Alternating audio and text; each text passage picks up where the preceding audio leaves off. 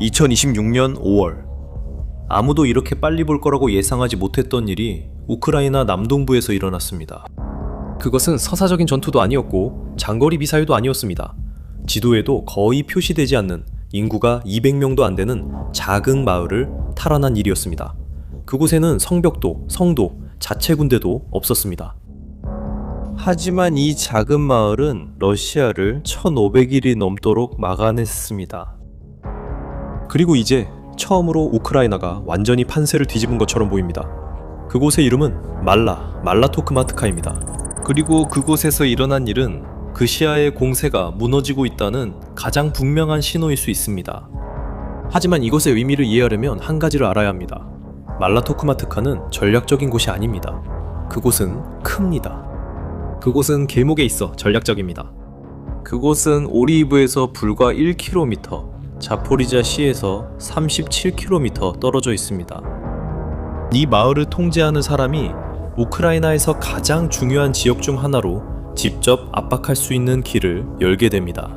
그래서 러시아가 이 지점을 그렇게 원했던 겁니다. 그리고 그래서 우크라이나는 결코 이곳을 통과하게 두지 않았습니다.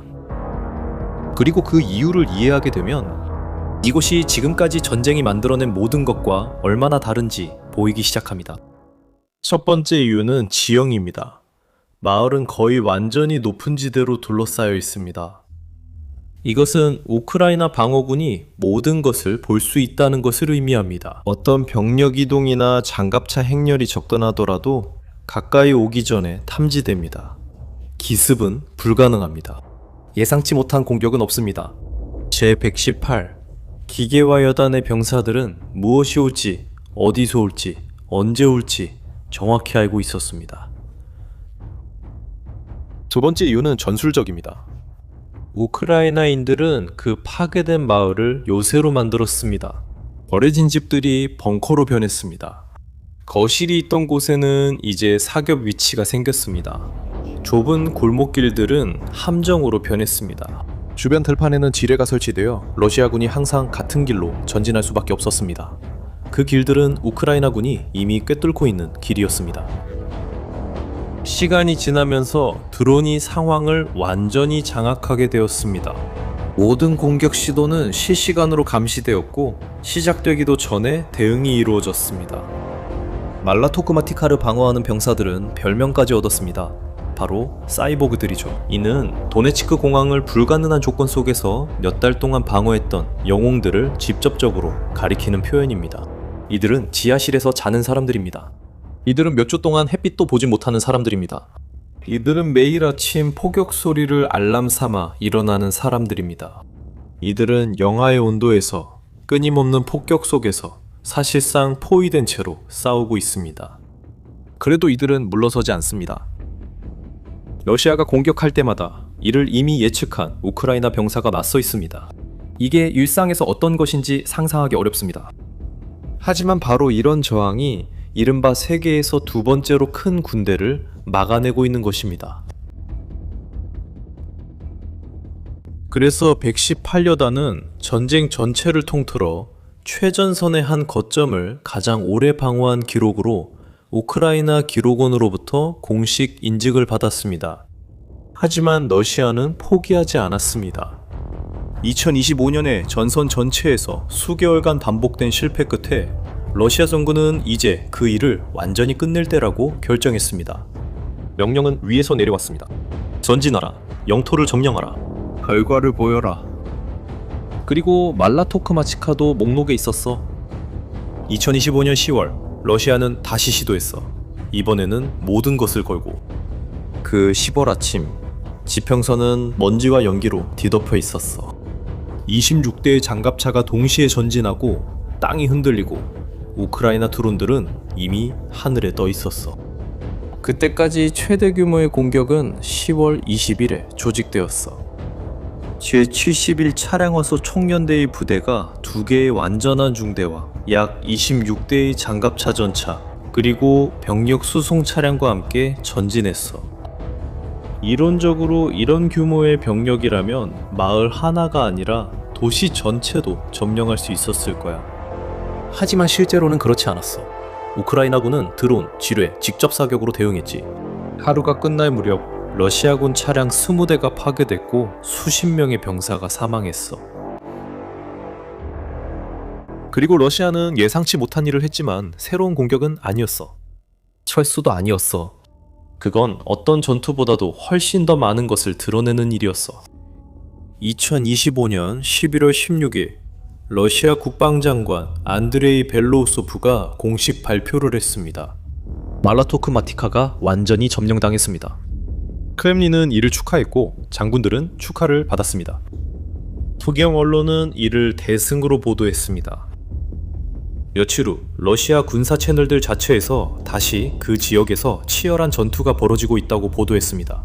모순이 너무 뚜렷해서 농담거리가 됐습니다. 말라토크마티카를 지배하는 자가 세상을 지배한다는 말까지 나왔죠. 이것은 가장 많이 공유된 밈 중 하나가 되었습니다. 전쟁을 지켜보는 사람들 사이에서요. 러시아 선전가 보리스 로진이라는 사람이 몇 달 동안 실제로 일어나지 않은 마을에서의 진격을 계속해서 알렸고 그의 이런 발언들을 모은 영상이 전 세계로 퍼졌습니다. 자포리자 방향에서는 로브코베, 스테포베 그리고 말라토크마치카 경계에서 전투가 있었습니다. 전투는 말라토크마치카 경계에서도 계속되고 있습니다. 말라토크마치카에서 소규모 진전이 있었습니다. 우리 부대는 말라토크마치카 남동쪽에서 소규모 진전을 이루었습니다. 상황이 이렇게까지 악화되어 러시아 대학들은 학생들이 이 사건을 공개적으로 조롱할 경우 퇴학시키겠다고 위협하기 시작했습니다. 잠깐 생각해 보세요. 정부가 국가의 힘을 이용해 200명 정도 사는 마을에 관한 농담을 못하게 막으려 하고 수천 명의 남성이 죽었지만 그 마을은 여전히 우크라이나에 속해 있습니다. 하지만 이야기는 밈에서 끝나지 않았습니다. 2026년 5월에 진짜로 무언가가 변했습니다. 미국의 군사분석 전문기관인 전쟁연구소는 우크라이나군이 말라토크마치카를 완전히 탈환했을 가능성이 높다고 확인했습니다. 위치가 확인된 영상에서는 우크라이나군이 마을 남쪽으로 진격하는 모습이 포착됐습니다. 군사분석가 코스티안틴 마초베츠는 우크라이나가 그곳을 탈환했다고 단도직입적으로 말했습니다. 하지만 이것이 보여주는 것은 단순히 한 마을을 넘어서는 의미가 있습니다. 보시죠. 2026년 4월 같은 연구소는 러시아군이 단 한 달 만에 116제곱킬로미터의 영토를 잃었다고 기록했습니다. 2026년의 대규모 진격이 될 것으로 예상됐던 러시아의 봄 공세는 중단되었습니다. 그리고 그 이유는 러시아에게 치명적입니다. 예비 병력이 없습니다. 같은 병사들이 지친 채 교체 없이 전선에 남아 있습니다. 오리히우를 향해 진격해야 했던 러시아 제58군이 마비되었습니다. 멈추기로 선택해서가 아니라 우크라이나의 반격으로 인해 수세에 몰렸기 때문입니다. 증원군은 끝내 오지 않았습니다. 존재하지 않기 때문입니다. 그리고 이것은 매우 구체적인 한 가지를 의미합니다. 시간이 지날수록 러시아군은 점점 더 약해진다는 것입니다. 이건 의견이 아닙니다. 산수입니다. 예비 전력이 없으면 교대도 없습니다. 교대가 없으면 병사들은 지치게 됩니다. 지친 병사들은 실수를 합니다. 전선에서 실수하면 영토를 잃습니다. 러시아는 패배만 하고 있는 게 아닙니다. 러시아는 갇혀 있습니다. 러시아가 시도한 공격이 실패할 때마다 스스로 판 구덩이가 더 깊어집니다. 그리고 이런 모든 이유로 말라토키마치카에서 일어난 일은 단순한 전투가 아닙니다. 그것은 가장 상징적이고 가장 많은 것을 드러내는 패배입니다. 하지만 이 전쟁 전체를 드러내는 패배이기도 합니다. 포위는 1500일 이상 계속됐습니다. 로마인들의 카르타고 포위보다 더 오래 걸렸습니다. 지브롤터 대포위전보다도 레닌그라드 포위전보다도 더 오래 지속되었습니다. 이 모든 일은 성벽, 성, 군대도 없는 3제곱킬로미터 작은 마을을 위해 벌어졌습니다. 나폴레옹에게는 워털루가 있었습니다. 히틀러에게는 스탈린그라드가 있었습니다. 푸틴에게는 말라 토키마티카가 있습니다. 이것은 단순한 군사적 패배가 아니라 수십 년간 이어진 서사의 붕괴입니다. 수년 동안 전 세계는 러시아 군대를 두려워했습니다. 그들의 탱크, 미사일, 규모가 두려웠습니다. 이 두려움은 군사 퍼레이드와 연설, 그리고 위협으로 만들어졌습니다. 하지만 말라토키마티카는 그 아래에 무엇이 있는지 보여주었습니다. 파괴된 마을조차 점령하지 못하는 군대. 자기 국민에게 거짓말을 하는 군대. 내부에서 천천히 무너지고 있는 공세를 유지할 예비군도 없는 군대. 이 모든 것은 여러분이 댓글로 답해볼 만한 질문을 던집니다. 여러분은 러시아가 이 전쟁을 어디까지 버틸 수 있다고 생각하십니까? 아래에 여러분의 의견을 남겨주세요. 여러분의 생각이 정말 궁금합니다. 이 콘텐츠가 여러분이 이 전쟁의 숫자 이면에 있는 것을 이해하는 데 도움이 되었다면 이 분쟁을 지켜보는 다른 사람과도 공유해주세요. 채널을 아직 구독하지 않았다면 지금 구독해주세요. 더 많은 일이 진행 중입니다. 저희가 소식을 가장 먼저 전해드리겠습니다. 다음에 만나요.